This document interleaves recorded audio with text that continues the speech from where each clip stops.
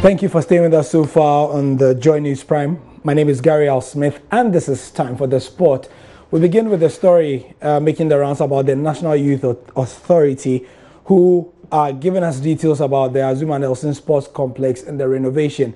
We reported a couple of weeks ago that the facility will go under the hammer, and there'll be a bit of, spit and polish given to it after several years of neglect. There's a further update as Emmanuel Asigri, the CEO of the NYA, says the management of the facility will be outsourced. Agency that's going to be running or having these facilities under us, you've put this question to me, and I want to use your medium to indicate that we are not going to attempt to say that we have what it takes to manage these facilities. I started with your question by talking about how we have a human resource challenge. And if I have indicated through the same medium that we have a human resource challenge, how would I sit here and then again deceive myself to indicate that we have what it takes to manage these facilities? But the fact that we cannot manage them does not mean that we cannot own them. We would set these facilities up and then enter into proper agreements with a management firm, which would be contracted through the stipulated laws of this country. Procurement processes will take place, and we would select who we think has what it takes to run our facilities, whether we give it to different companies, different agencies to run them across the country. That is for us to decide. Whether we are giving it to one agency to deal with that, that is for us to decide. But what assurance I can give is that we as National Youth Authority are not going to be involved in the day-to-day management of these facilities, because we don't have what it takes to do that. I have said that the grass pitches we're going to have, we don't want to have them look brown or even yellow. We want to see them look green all the time. It is not rocket science that you see these things happen in other countries, and then we in our environment cannot, maintain or keep such facilities. We should also emulate what we've seen other countries do. So we as National Youth Authority, we are not putting these things in place and that's it. We want to also make money out of it. We want to make money out of it. And to make money out of it is for us to get it run properly. Already we have people coming, and taking our facility here in its current state for programs like funerals, sporting activities, weddings. People come here and then they do training and all that. Even in its sorry state, people are patronizing it. I mean, you and I know, and everybody in this country would accept the fact that our location alone is one thing that we must, leverage on. And once we put these facilities in place and we give it out to a competent management, facility or agency to run, trust that it will become very competitive. Sounded quite comprehensive, didn't it?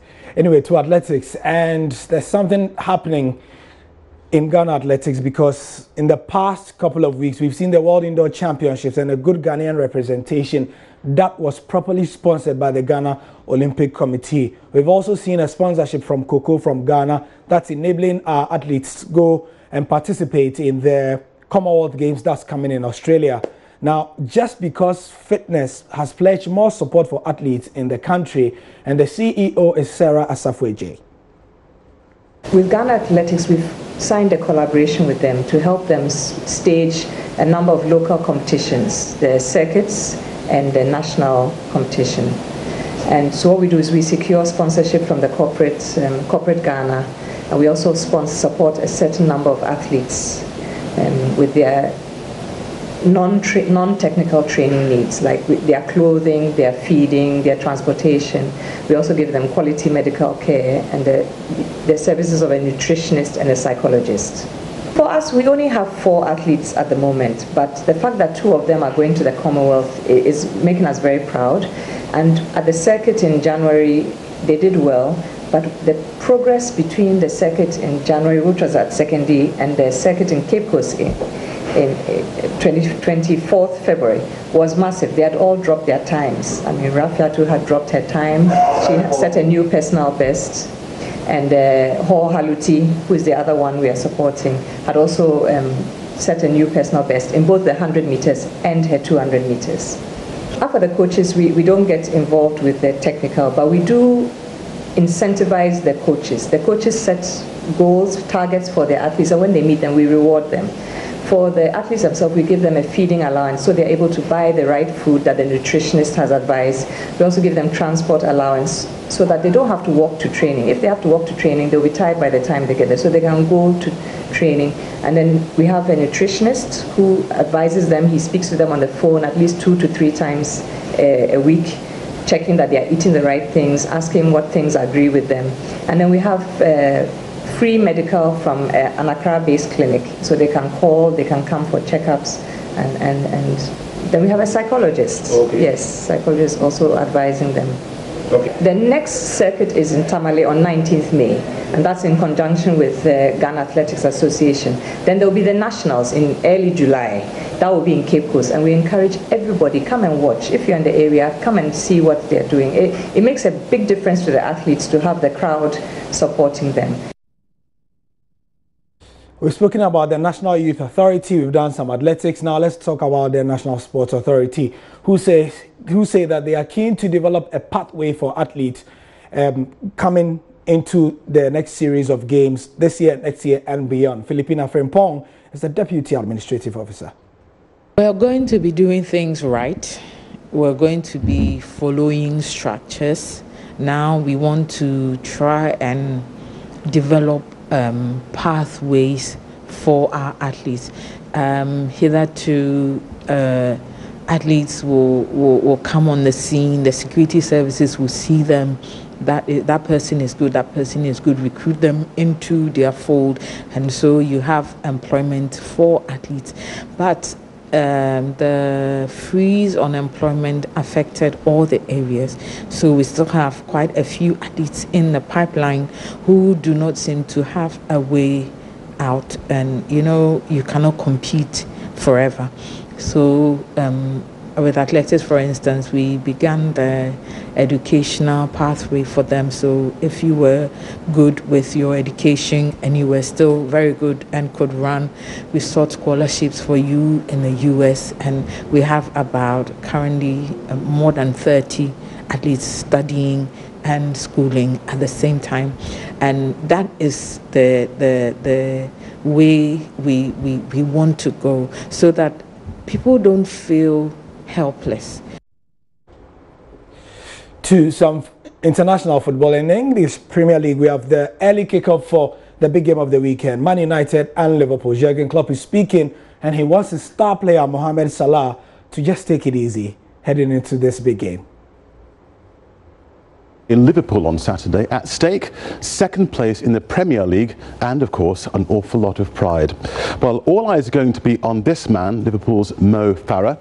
He was rested earlier this week for the Champions League match against Porto. But when he comes back, he'll be on a real mission. That's because United are the only top team he hasn't scored against, at least so far. But despite this, his boss doesn't want him to feel under too much pressure. If you score this amount of goals, it could feel for the specific person like pressure.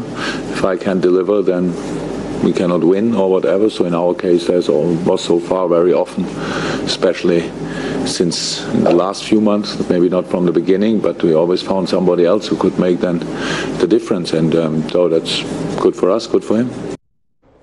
So let's see the fixtures ahead of all the matches from tomorrow until Sunday. And even on Monday, there's Stoke City versus Man City. City will be taking an inexorable step towards the title. And then on tomorrow, after that big one, we have Newcastle, Southampton at 2:30 our time, Ghana time. Everton, Brighton, same time. West Ham, Burnley, West Brom, Leicester, Huddersfield, Swansea, and Chelsea, Crystal Palace all will be on Saturday as well. On Sunday, Arsenal versus Watford, with Arsene Wenger saying that he's not too happy with the comments Watford made in the first leg, and that they will teach them a lesson on the field on Sunday. In La Liga, there's Eibar versus Real Madrid tomorrow in the early kickoff. That's 11:55. There's Sevilla versus Valencia, Getafe, Levante, Malaga versus Barcelona. That's a very tricky tie for the Blaugrana. Sunday sees Espanyol host Real Sociedad, Atleti Celta, Las Palmas, Villarreal, Bilbao versus Leganés, and on Monday, Alaves versus Real Betis.